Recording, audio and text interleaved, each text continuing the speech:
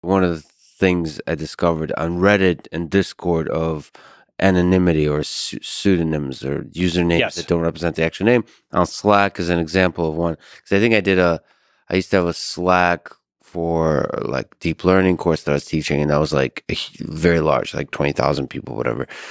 But so you could grow quite large, but there was a culture of like, I'm going to represent my actual identity, my actual name. And That's then right. the same stuff in Discord. I think I was the only asshole using my actual name on there. Hmm. It's like everybody was using pseudonyms.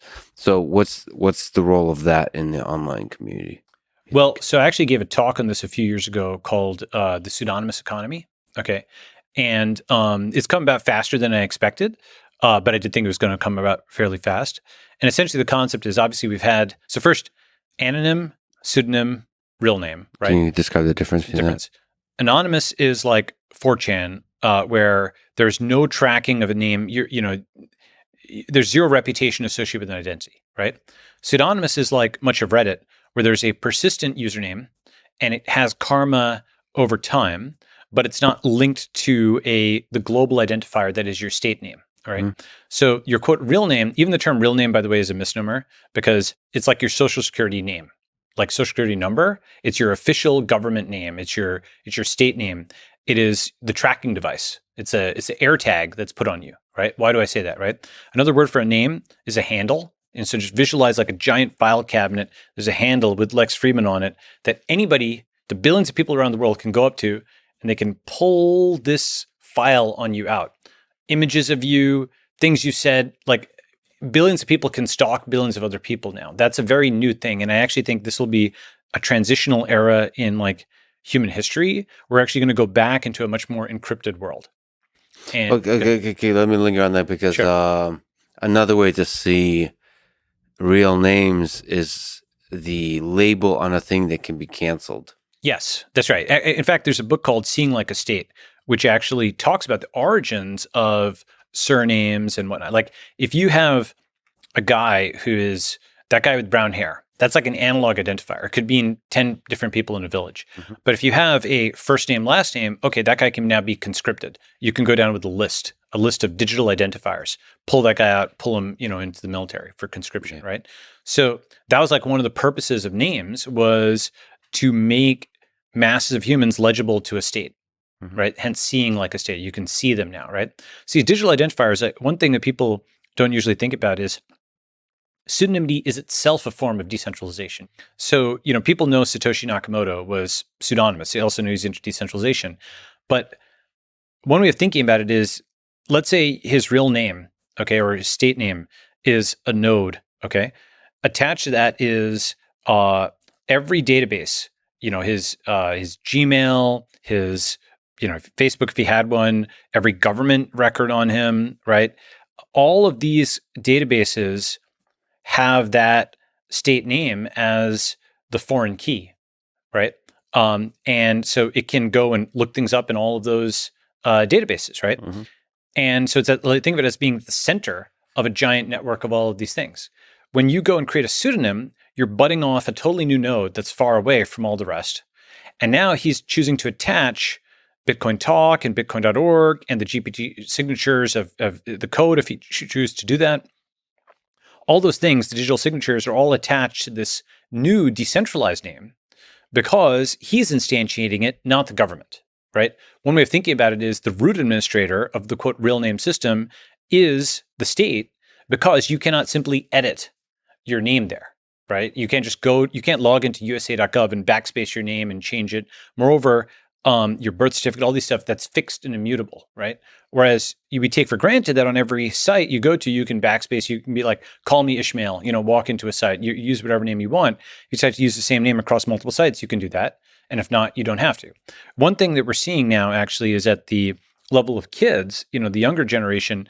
Eric Schmidt several years ago mentioned that, people would like change their names when they became adults so that they could do that. This is kind of already happening. People are using, I remarked on this many years ago, search-resistant identities. Mm-hmm. Okay, why? They have their Finsta, which is their quote fake name Instagram, and Rinsta, which is their real name Instagram. Oh, this is cool.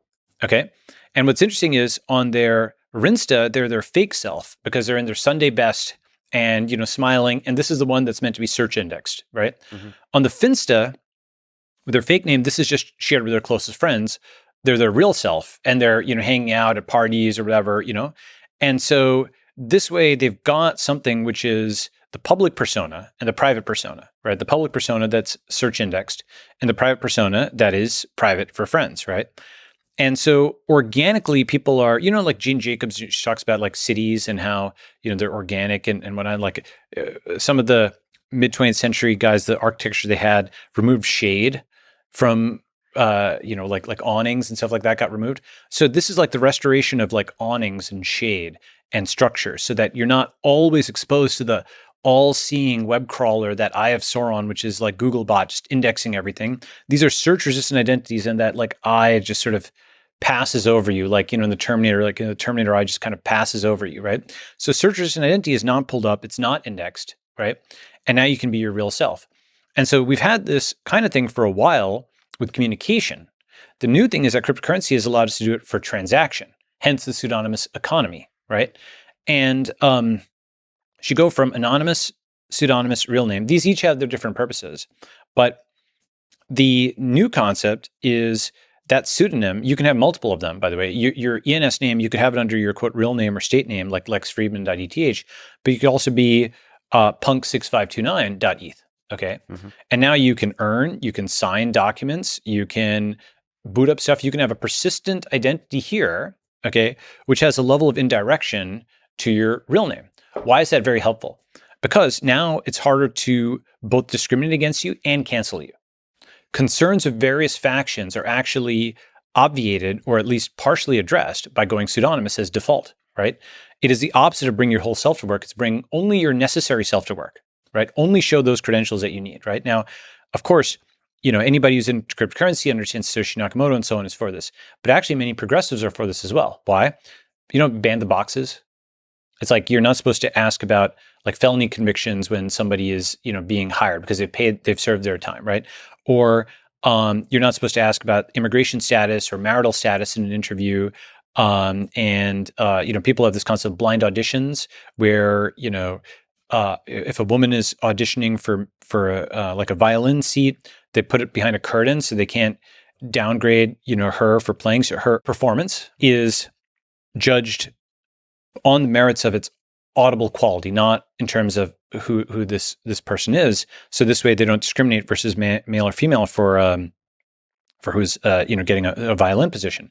So you combine those concepts like ban the box, not asking these various questions, blind auditions, and then also the concept of implicit bias. Like if you believe this research, people are unconsciously biased towards other folks, right? Okay, so you take all that, you take Satoshi, and you put it together, and you say, okay, let's use pseudonyms. That actually takes unconscious bias even off the table, right? Because now you have genuine global equality of opportunity. Moreover, you have all these people, billions of people around the world that might speak with accents, but they type without them. And now if they're pseudonymous, you aren't discriminating against them, right? Moreover, with AI, very soon, the AI version of Zoom, you'll be able to be whoever you want to be and speak in whatever voice you want to speak in, right? And that'll happen in real time. So I mean, this is really interesting. But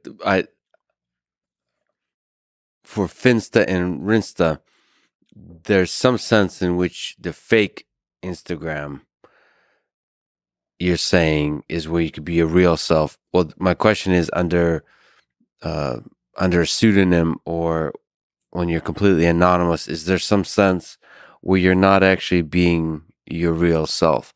That as a social entity, it is human beings are fundamentally social creatures. Mm-hmm. And for us to be social creatures, there is some sense in which we have to have a consistent identity that can be canceled, that can be criticized or applauded in society. And Right. that identity persists through time. So is there some sense in which we would not be our full, beautiful human selves unless we have a lifelong, consistent real name attached to us in a digital world? So this is a complicated topic, but let me make a few remarks. First is real names, quote unquote, state names, were not built for the internet. They were actually state names, right? It's actually a great way of thinking about it. Social security name, right? So your state name, your official name, was not built for the internet. Why? They give both too much information and too little. Okay, so too much information because someone with your name can find out all kinds of stuff about you. Like, for example, if someone doesn't want to be stalked, right? The real name is out there. The stalker knows it. They can find address information, all this other kind of stuff, right? And with all these hacks that are happening, just every day we see another hack, massive hack, et cetera. That real name can be indexed into data that was supposed to be private, right? Like, for example, the Office of Personnel Management, like the government, the U.S. government, many governments actually are like a combination of the surveillance state and the Keystone Cops, right? Why? They slurp up all the information and then they can't secure it, so it leaks out the back door. Okay, they basically have 100 million records of all this 300 million records, all this very sensitive data. They just get hacked over and over again, right? And so really there should be something which just totally inverts the entire concept of KYC and what have you. And of course, comply with the regulations as they are currently written. But also you should argue privacy over KYC. The government should not be able to collect what it can't secure. It's slurping up all this information. It's completely unable to secure it. It's hacked over and over again. China probably has the entire OPM file. And it's not just that, like Texas is hacked. And some of these hacks are not even detected yet, right? And these are just the ones that have been admitted. And so, what happens is criminals can just run this stuff and find, okay, so that guy who's got that net worth online and he merges various databases, they've got a bunch of addresses to go and hit. Okay. So in that sense, state names were not built for the internet. They just give up too much information. In our actually existing internet environment, they give up too much information. On the other hand, they also give too little. Why? If instead you give out lexfriedman.eth, okay, or a similar crypto domain name or Urbit name or something like that, now that's actually more like a DNS. Okay. First, if you've got a lexfriedman.eth, what can you do with that? Some you can do today, some you'll soon be able to do. You can pay lexfriedman.eth. You can message lexfriedman.eth. You can look it up like a social profile. You can send files to it. You can upload and download. Basically, it combines aspects of an email address, a website, a username, et cetera, et cetera. But eventually, I think you'll go from email to phone number to ENS address or something like that as the primary online identifier, because this is actually a programmable name, right? Whereas a state name is not. Think about it, like a state name will have apostrophes perhaps in it, or is that your middle name or this and that? That was a format that was developed for the paper world, right? Whereas the ENS name is developed for the online world. Now, a reason to say ENS or something like it, somebody in a village, their name might be Smith because they were a blacksmith, or Potter because they were a potter, right? In the same way, I think your surname, right now, for many people, it's .eth, and that reflects the Ethereum community. Your surname online will carry information about you. Like .sol says something different about you. Mm-hmm. .btc says yet something different. I think we're going to have a massive fractionation of this over time. We're still in the very earliest days of our internet civilization, right? Mm-hmm. 100, 200 years from now, those surnames may be as informative as, say, Chen or Fridman or Srinivasan in terms of what information they carry, because the protocol, it's the civilization fundamentally that you're associated with, right? Right. So there's some improvements to the real name that you could do in the digital world. But do you think there's value of having a name that's persists throughout your whole life, that is shared between all the different digital and physical communities? I think you should be able to opt into that, right? At which level? In terms of the society that you're joining. Wait a minute. So can I murder a bunch of people in Society 1 and then go to Society 2 and be like, I'm murder free? My name is... I don't mean it like that. No, yeah. Here's why that wouldn't That's work. the application I'm interested in. Okay, well... So what resists... I don't know. I would like you to prevent me, sure, a person who's clearly bad for society, from doing that. Sure. Murder is going to be against the rules in almost every society. And people will argue... Likely, yeah, most likely, right? And the reason Except animals. Well, I'm thinking of like the Aztecs or the Mayas or something like that. There's various, the Soviet Union. There's weird edge case. Unfortunately, words. Yeah, there's societies unfortunately that have actually. That's why I asterisked it. But let's say murder is something that Society 1 probably has effectively a social smart contract or a social contract that says that's illegal, therefore you're in jail, therefore you're deprived of the right to exit. But upon entry into that society, in theory, you would have said, okay, I accept this quote social contract, right? Obviously, if I kill somebody, I can't leave.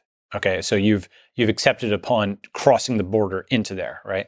Now, as I mentioned, like what is murder? Like people will, I mean, there's an obvious answer, but as I said, there's been human sacrifice in some societies. Communism, they kill lots of people. Nazism, they kill lots of people. Unfortunately, there's quite a lot of societies.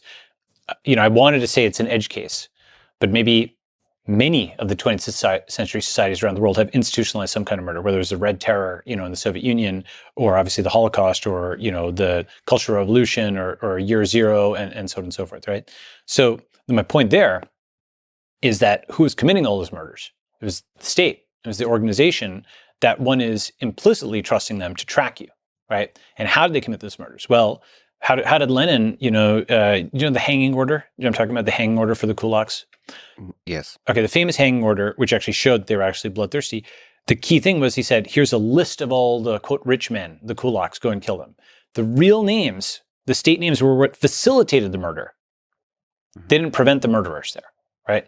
So my point is, just in the ethical weighting of it, it's a two-sided thing, right? You're right that the tracking can, prevent disorganized murders, but the tracking facilitates, unfortunately, organized murders.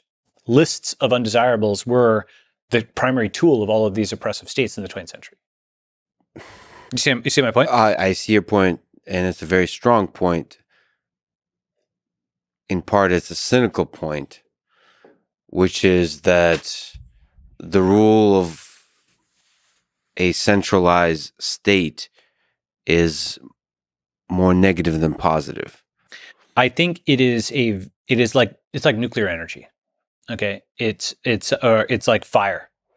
It is something which you're going to keep having it reform because there's good reasons where you have centralization, decentralization, re-centralization, but power corrupts. Absolute power corrupts absolutely, and you just have to be very suspicious of this kind of centralized power. The more trust you give it, often the less trust it deserves. It's like a weird feedback loop, right? The more trust, the more it can do. The more it can do, the more bad things it will do. So, okay. There is a lot of downside to the state being able to track you. Right. And history teaches us lessons when at a large scale, especially in the 20th century, at the largest of scale, a state can commit a large amount of murder and suffering. And by the way, history isn't over. If you think about what the Chinese are building on this, right? That surveillance state, it's not just tracking your name, it's tracking everything on you, like WeChat is essentially like it is all the convenience and none of the freedom. So that's the downside. But the question is I think probably fundamentally about the human nature of an individual, of how much murder there would be if we can just disappear every time we murder. Well, I mean, at the individual level. So the issue is basically like once one realizes that the moral trade-off has two poles to it, right? And moreover, that basically centralized organized murder has, I mean, if we add up all the disorganized murder of the 20th century, it's probably significantly less than the organized murder that these states facilitated, right? And probably by, R.J. Rummel has this thing called democide, right? And the thing is, it's so grim, right? Because it's saying like one death is a tragedy, a million is a statistic, right? These are just incalculable tragedies that we can't even, understand. But, nevertheless, engaging with it, I don't know, is the ratio 10x? Is it 100x? I wouldn't be surprised if it's 100x. Yeah, right? But have you seen the viciousness, the negativity, the division within online communities that have anonymity? So that's the thing is basically there's also a Scylla and a Charybdis. I'm not, when you see what centralization can do, and then you correct in the direction of decentralization, you can overcorrect with decentralization and you get anarchy. And this is basically, then you want to re-centralize, right? And this is the, I think it's the Romance of the Three Kingdoms, the empire long united must divide, the empire long divided must unite. That's always the way of it, right? So what's going to happen is we will state certain verbal principles, right? And then the question is where in state space you are. Are you too centralized? Well, then okay, you want to decentralize. And are you too decentralized? Then you want to centralize and maybe track more, right? And people opt into more tracking because they will get something from that tracking, which is a greater societal stability. So it's kind of like saying, are we going north or south? And the answer is like, what's our destination? Where's our current position in the civilizational state space? Well, my main question, I guess, is does creating a network state escape from some of the flaws of human nature? The reason you got No. Nazi Germany is a large-scale resentment with different explanations for that resentment that's ultimately lives in the heart of each individual that made up the entirety of Nazi Germany, and it had a charismatic leader that was able to channel that resentment into action, into actual policies, into actual political and military movements. Can't you not have the same kind of thing in digital communities as well? Have you heard the term argumentum ad Hitlerum, or like Godwin's law or something? Like, it's something where if the reference point is Hitler, it's this thing where a lot of things break down. But I do think, I mean, look, is there any did Bitcoin manage to get where it was without a single shot being fired? To my knowledge, yes. Right? Did Google manage to get to where it is without shots being fired? Absolutely. And While a lot of shots were being fired elsewhere in the world, sure, that's true. and But who's firing those shots? Again, the states, right? Yeah. But that's because Bitcoin and Google are a tiny minority of communities. It's like the icing on the cake of human civilization. Sure. Basically, any technology. I mean, like you can use a hammer to go and hit somebody with it, right? I'm not saying every technology is equally destructive or what have you, but you can conceive of. It's kind of like Rule 34, but for technology, right?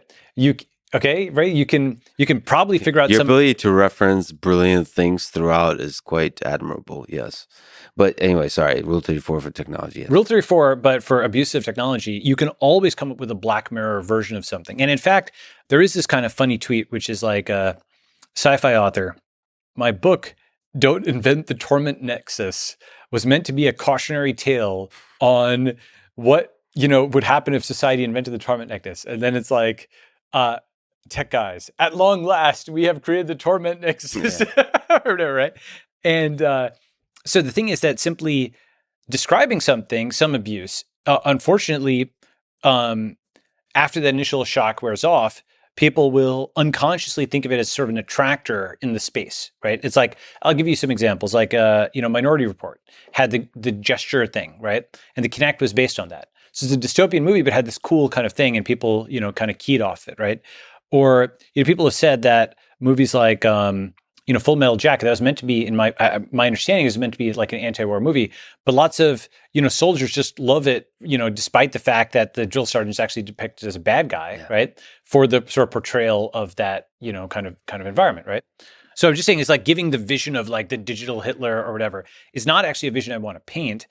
I do think everything it's possible. Obviously, ISIS uses the internet, right?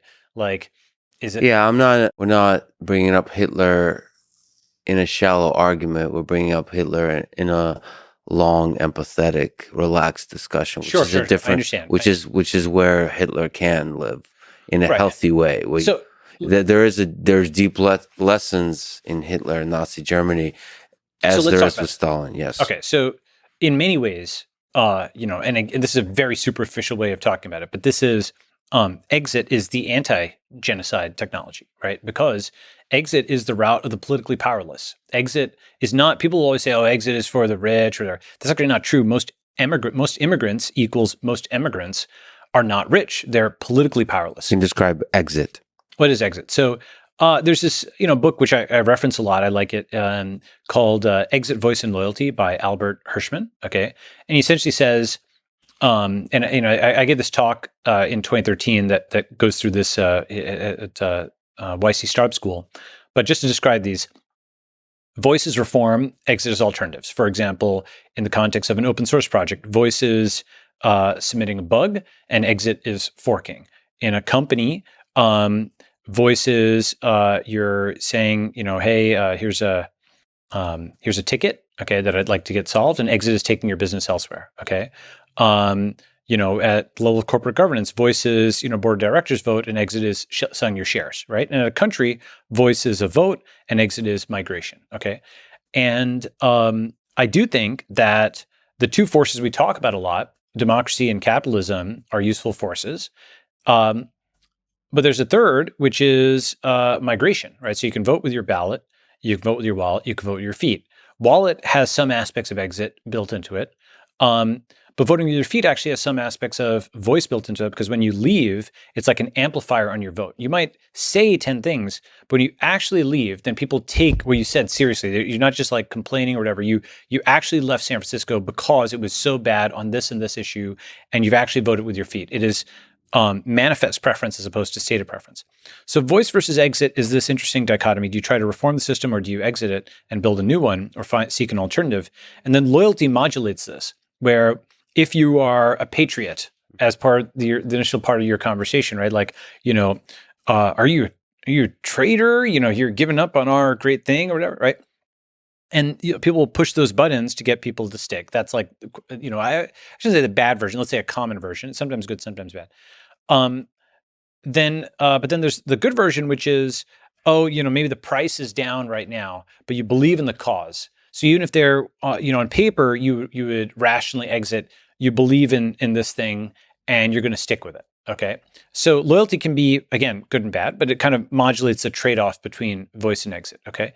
So given that framework, we can think of a lot of problems in terms of, am I going to use voice or exit or some combination thereof? Because they're not mutually exclusive. It's kind of like, left and right, sometimes you use both together. I think that one of the biggest things the internet does is it increases microeconomic leverage, and therefore increases exit in every respect of life. For example, on every phone, you can pick between Lyft and Uber, right? When you're at the store, you see a price on the shelf and you can comparison shop, right? If it's Tinder, you can swipe, right? If it's Twitter, you can click over to the next account. The back button is exit.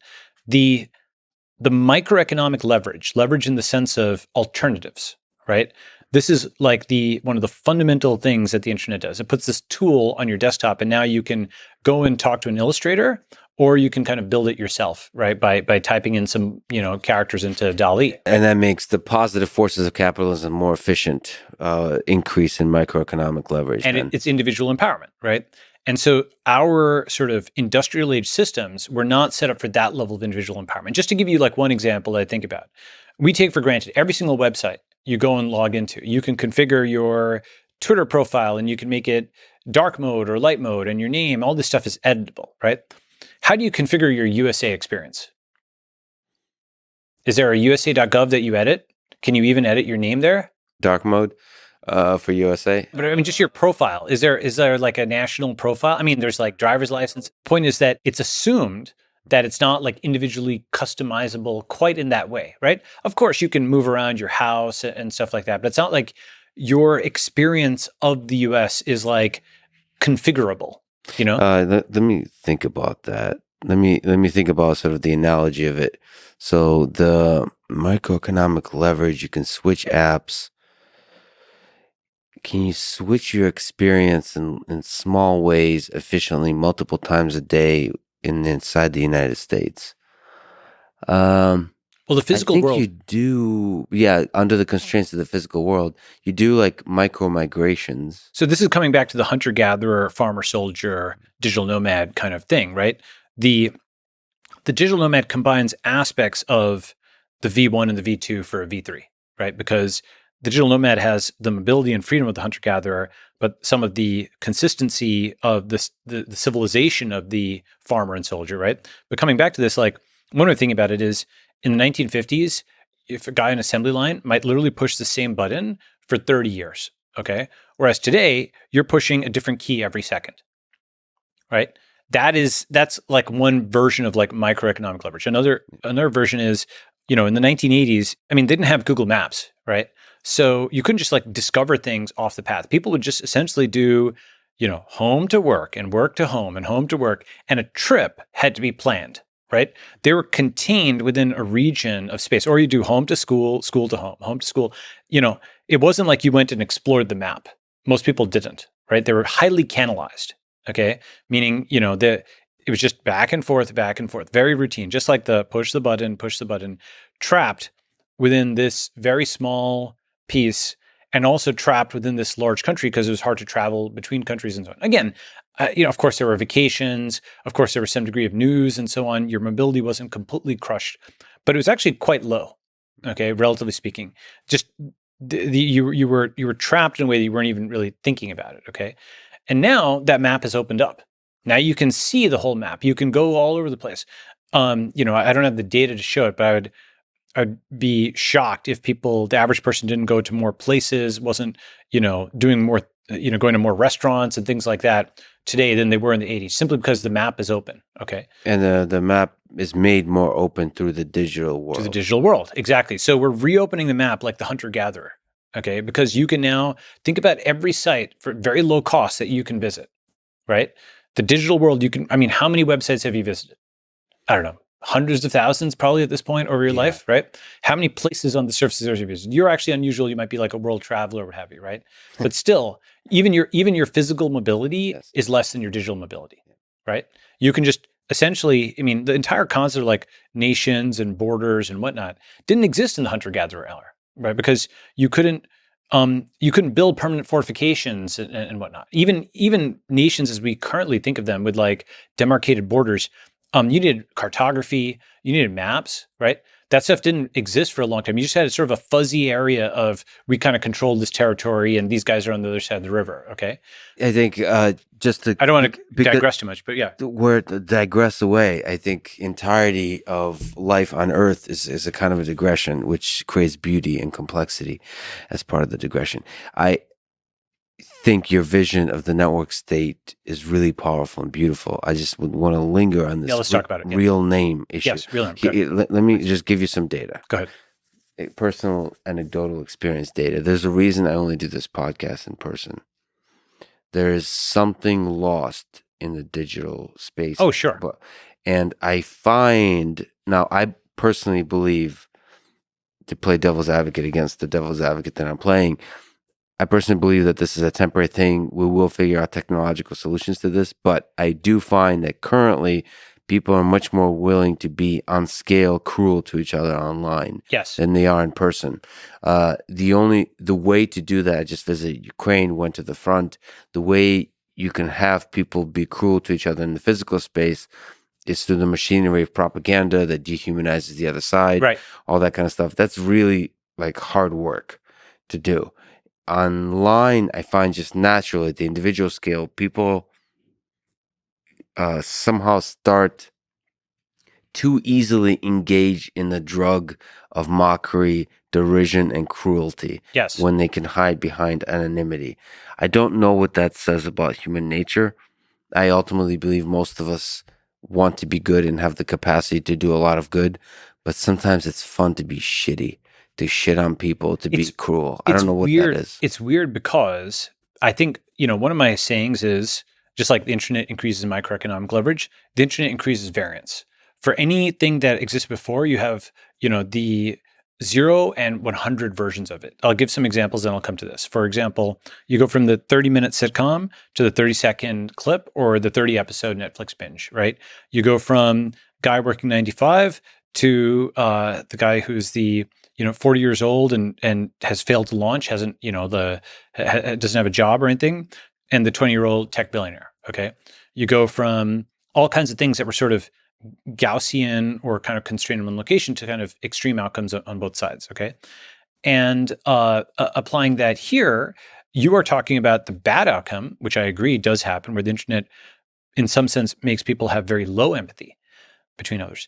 But it also is the other extent where people find their mental soulmates across the world. Someone who's living in Thailand or in, like Latin America, who thinks all the same stuff, just like them. Wow, you never met this person before, right? You get to know them online, you meet in person. It's like, the brains have been communicating for 2 years, 3 years, you've been friends, and you see them in person, it's just great, right?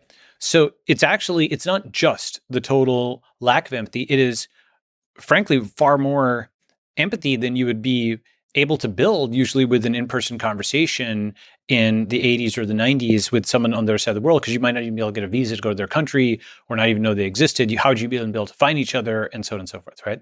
So it is kind of both. It is tearing society apart and it's putting it back together, both at the same time. My main concern is this. What I see is that young people are for some reason more willing to engage in the drug of cruelty online under the veil of anonymity. That's what you're seeing publicly, but you're not seeing the private chats. Like there's it's kind of it's a Well, the sensor distribution. I work for the intelligence agency, Okay. so I'm seeing You see the private chats. I'm collecting all of your data. Yes, but you can intuit stuff, and I don't think I'm being very selective. I mean, if you just look at the young folks, I mean, I am very concerned about the intellectual, psychological growth of young men and women. So I'm not disagreeing with you on this. I am saying, however, there is a positive there that once we see it, we can try to amplify that. Yes, with technology. Yes, yes. That's but right. I'm just saying the very, very basic technology. I give stuff I code up over the weekend kind of thing. I think if I throw anonymity on top of that, it will lead to many bad outcomes for young people. Anonymity, yes. Pseudonymity, maybe not, because Reddit is actually fairly polite, right? The entirety of Reddit just chuckled as you said that. Well, within a subreddit, it's actually fairly polite. Like they say, you're not usually seeing. It depends on which subreddit, of course. There's a consistency. There's a right. I think definition of politeness is interesting here because it's polite within the culture of that subreddit. Yes, they abide by. Let me put it a different way. They abide by the social norms of that subreddit. Right, and that's the definition of politeness. Yeah, or civility is like right. So there is an interesting difference between pseudonymous and anonymous. You're saying it's possible that pseudonymity, you can actually avoid some of the negative aspects. Absolutely. We're re-Dunbarizing the world in some ways. Okay, with China being the big exception or outlier. The Dunbar number, 150 people. If you know that's like roughly the scale of your society, right? Or that's the number of people that a human can kind of keep in their brain. That's whether apocryphal or not. I think it's probably roughly true. And we're re-Dunbarizing the world because A, we're making small groups much more productive, and B, we're making large groups much more fractious, right? So you have an individual like Notch who can program Minecraft by himself, or Satoshi who could do V1 of Bitcoin by himself, or Instagram, which is just like 10 people, or WhatsApp, which is like 50 people when they sold. But on the other hand, you have huge quote countries of hundreds of millions of people that are just finding that the first and second principle, or they're just splitting on principal components. What Scott Alexander thinks of them as scissor statements. The statements that one group thinks is obviously true, one group thinks is obviously false. You can think of them as political polarization. You can think of it in terms of game theory. There's lots of different reasons you can give for why this happens. But those large groups now are getting split. And so you have both the unsustainability of these large sort of artificial groups and the productivity of these small organic ones. And so that is kind of, it's like sort of obvious that's the direction of civilizational rebirth. We just need to kind of lean into that. Scissor statements. There's so many beautiful, just like, we mentioned chocolates, right? Advertising themselves. Your entirety speech is an intellectual, like, box of chocolates.